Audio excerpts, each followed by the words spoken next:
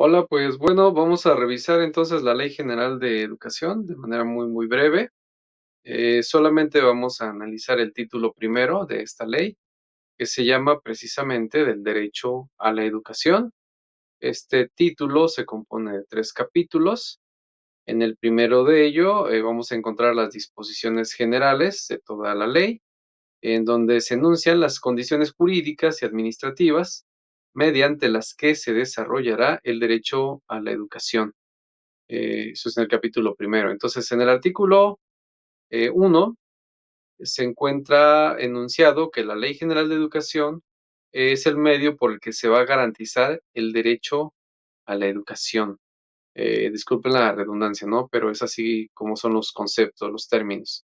También se enuncia que la educación es de orden público, interés social y de observancia general. Eh, También se dice que el objeto de dicha ley, pues, es regular la educación, o sí, ciertamente eso resulta muy obvio, pero tiene que estar enunciado.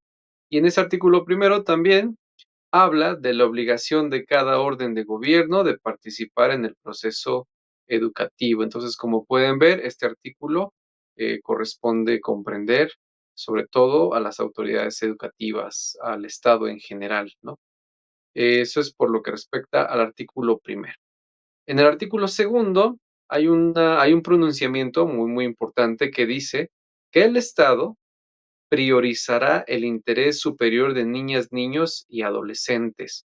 Este concepto de interés superior es súper relevante para el desarrollo del derecho a la educación, eh, y hay que prestarle mucha atención. Más adelante hablaremos de él. Está consagrado en el artículo cuarto constitucional y es importante para el desarrollo de la educación, decíamos. El artículo tercero habla del fomento a la participación activa de los distintos actores involucrados en el proceso educativo. Ese fomento, ¿quién lo va a llevar a cabo? Pues el Estado. Va a propiciar a que todos los involucrados en el proceso educativo, madres, padres, algunos particulares, tienen que llevar a cabo de manera correcta, pues, lo que es el proceso educativo. Aquí también se habla de la finalidad que tiene la educación, se enuncia un poquito respecto de su finalidad económica, social y cultural. Todo esto en el artículo tercero.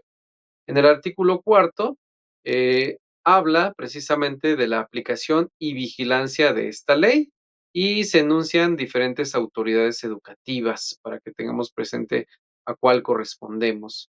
Eh, en el capítulo 2, denominado del ejercicio del derecho a la educación, aquí vamos a encontrar en el artículo quinto el fundamento dogmático del derecho a la educación. ¿De dónde proviene esta iniciativa o del por qué debemos llevar a cabo la educación vista como un derecho? Eso lo van a encontrar aquí en el artículo quinto. En el artículo sexto hay un principio denominado obligatoriedad de la educación.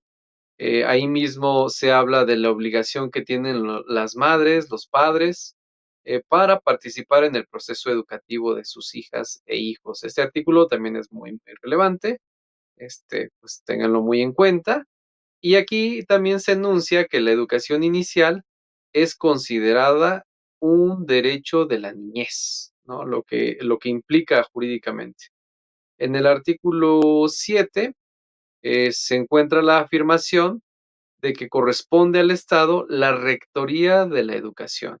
De ahí que los particulares tengan que apegarse, pues en general a los planes y programas de estudio, obviamente de la SEP, porque como acabamos de decir, aquí se reafirma que el Estado es el principal rector de la educación en nuestro país. En ese mismo artículo, entonces, se enuncian los principios filosóficos de la educación, los que ustedes ya saben y que tienen que tener bien presente. Ahí se desarrollan en el artículo 7. En el capítulo tercero, ahora ya se cambia el contexto y se habla de la equidad y la excelencia educativa. Son dos conceptos, dos principios que rigen precisamente el sistema educativo nacional.